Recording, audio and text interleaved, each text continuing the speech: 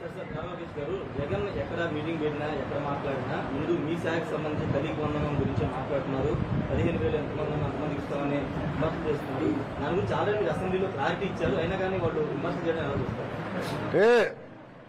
జగన్మోహన్ రెడ్డి గారు సైకో అనుకున్న ఇన్నాళ్ళు, ఇప్పుడు ఫేక్ కూడా. అంటే ఒక అబద్ధాన్ని 10 సార్లు చెప్తే నిజమవుతుందని సామెత ఉంది. అట్లా చెప్తా ఉంటారు అబద్ధాలు. అందుకే ఫేక్ జగన్ అని ముద్దుగా పేరు పెట్టిన.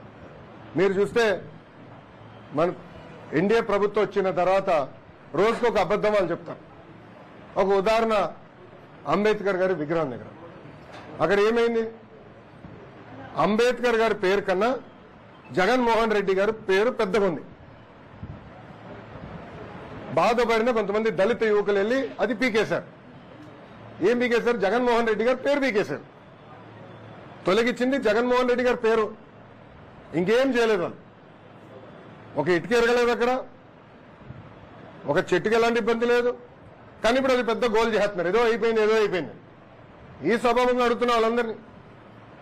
విదేశీ విద్య అంబేద్కర్ గారి పేరు పెట్టింది ఆనాటి ప్రభుత్వం, తెలుగుదేశం ప్రభుత్వం. మళ్ళీ అంబేద్కర్ గారి పేరు తీసి జగన్మోహన్ రెడ్డి గారి పేరు పెట్టింది ఎవరు? జగన్మోహన్ రెడ్డి గారి ప్రభుత్వం. దానికి సమాధానం చెప్పండి. అందుకే ముద్దుగా ఫేక్ జగన్ పెట్టిన. అబద్దాలు చెప్తానే ఉంటాడు. 2019 అబద్దాలు చెప్పే ముఖ్యమంత్రి అయ్యారు. ప్రతిపక్షానికి వచ్చిన తర్వాత కూడా, పులివెందుల ఎమ్మెల్యే అయిన తర్వాత కూడా అబద్దాలు ఈరోజు చెప్తున్నారు. ఆల్రెడీ సెర్చ్ కమిటీ ఏర్పాటు చేయాలి. త్వరలోనే శాశ్వత వీసీలు ఏర్పాటు చేస్తాం. సెర్చ్ కమిటీ రావాలి, కూర్చోవాలి, అప్లికెంట్స్ కూడా అప్లై చేయాలి. ఆ ప్రక్రియను మొత్తం త్వరగానే పూర్తి చేస్తాం. మీ ఇంటి మీద దాడికి వచ్చిన జోగి రమేష్ తనయుడిని అరెస్ట్ చేస్తే కూటమి ప్రభుత్వం పాలన మీద కంటే కక్ష సాధింపులు చేయడానికి ప్రాధాన్యత ఇస్తుందని మన కామెంట్ చేశారు. రెడ్ బుక్ లో నేను ఏం చెప్పా?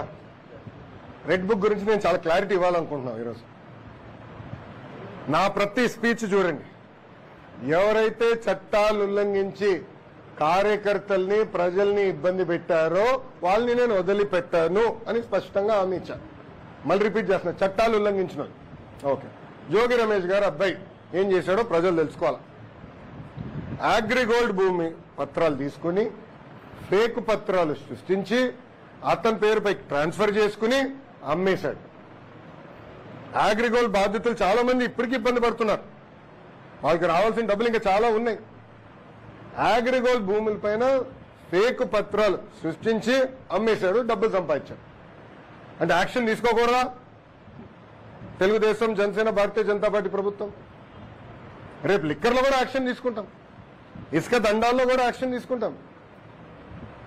అంటే అడ్డగోలుగా ప్రజల భూమి దోచేసినా మేమేం పట్టించుకోకూడదా? మేము ఆనాడు హామీ ఇచ్చా, ఊరూరు మాట్లాడా ఎర్ర బుక్ గురించి. ప్రజలకి నేను హామీ ఇచ్చా, ఎవరైతే చట్టాన్ని ఉల్లంఘించారో వాళ్ళని నేను వదిలిపెట్టే ప్రసక్తే ఉండదు అని నేను ఊరూరు మాట్లాడాను స్వామి. ఎర్ర బుక్ పట్టుకుని తిరిగా చూపించా ప్రజలకి. అందుకే ప్రజలు మాకు అంత అద్భుతమైన మ్యాండేట్ ఇచ్చారు. దాని ఒక్కోళ్ళే కాదు, అందరం కలిసికట్టుగా పోరాడడం. దాంట్లో భాగంగా రెడ్ బుక్ ఒక మ్యాండేట్ మాకు. నేను ఊరూరు చూపించా రెడ్ బుక్. నేను ప్రతి పబ్లిక్ మీటింగ్ లో చూపించా. ప్రజల నిన్న ప్రతి నియోజకవర్గంలో మేము గెలిచాం. సో ప్రజలు మాకు అంత క్లియర్ మ్యాండేట్ ఇచ్చారు. సో ప్రజలు కూడా చాలా క్లియర్గా ఉన్నారు. ఎవరైతే తప్పు చేశారో వాళ్ళని వదిలిపెట్టొద్దని క్లియర్గా చెప్తున్నారు. అది అమలు చేస్తాం.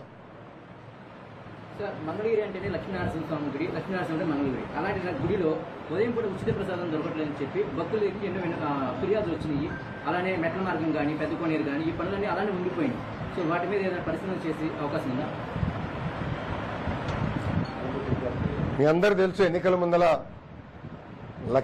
నరసింహస్వామి గారు కూడా వ్యక్తిగతంగా నేను కూడా ఆనాడు ఆభరణాలు ఇవన్నీ అందిస్తాం జరిగింది. చాలా మంది నాకు వచ్చి చెప్పారు, మొత్తం గుడిని, కోనేరుని, పానకాల స్వామి కూడా మొత్తం ఆ ప్రాంతం అభివృద్ధి చేస్తే బాగుంటుందని చెప్పారు. నాకు కూడా చాలా మంది వచ్చి ప్రజా దర్బార్లో కలిసినప్పుడు కొన్ని ఫిర్యాదులు ఇచ్చారు. దాని మేరకు మీరే చూసారు, కొన్ని యాక్షన్ కూడా తీసుకుంటాం జరిగింది. గత 5 సంవత్సరాలు అన్ని వ్యవస్థల్ని గత ప్రభుత్వం భ్రష్టు పట్టించింది. అన్ని ఒక కొలికి తీసుకురావాల్సిన బాధ్యత నా పైన ఉంది. తొలి 100 రోజుల్లోనే మీరు మార్పు చూస్తారు.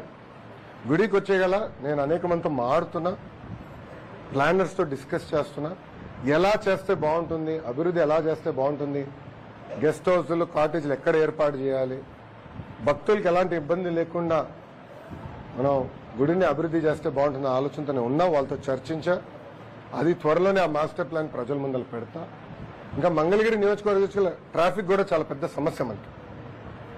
ఆల్రెడీ కేంద్ర ప్రభుత్వ సంస్థతో నేను మాట్లాడాను, వాళ్ళు రమ్మని చెప్పా. కమిషనర్ గారి కాంటాక్ట్ నెంబర్ ఇచ్చాను, అధికారుల నెంబర్ కూడా ఇచ్చాను. వాళ్ళందరి గురించి ఒక మాస్టర్ ప్లాన్ తయారు చేయమని. అంటే ట్రాఫిక్ మేనేజ్మెంట్ ఎట్లా చేయాలి, ఎక్కడ ట్రాఫిక్ లైట్స్ రావాలి, అండర్ పాస్లు రావాలి, మొత్తం మాస్టర్ ప్లాన్ తయారు చేయాలనే లక్ష్యంతో మేము పనిచేస్తాం. అవన్నీ కూడా త్వరలోనే ప్రజల ముందర పెడతాం. వాళ్ళ అభిప్రాయాలు తెలుసుకున్న తర్వాత అవి అమలు చేస్తాం.